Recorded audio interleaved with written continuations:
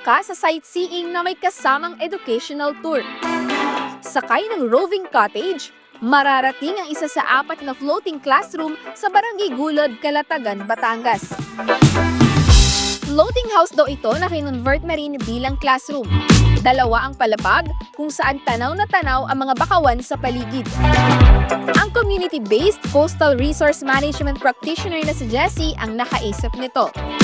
Nag-isip tayo ng kakaibang estilo na ma-encourage natin yung mga kabataan. Hanggang sa nagunti-unti kami kung paano gagawin. Pero before that, nag-aral muna ako ulit sa CBCRM sa UP Diliman.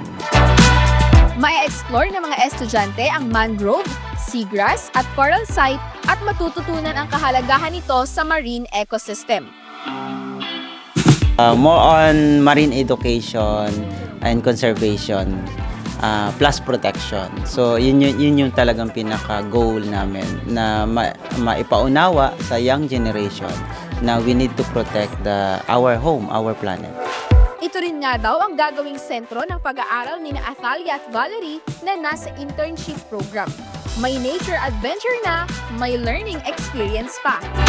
As an environmental science student, so na-explore ko siya in a more hands-on and also I was able to apply everything that I have learned such as the water quality assessment that we have done and also the seagrass assessment. I'm hoping to learn a lot more about the environment, yung advocacies mo ni Kuya Jessie, and the way that he's able to bring awareness po sa importance po ng environment and the ecosystem.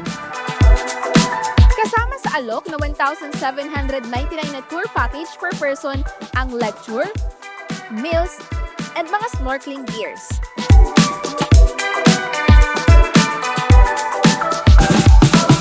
Verna Malaluan, CNA Digital Media and Public Affairs.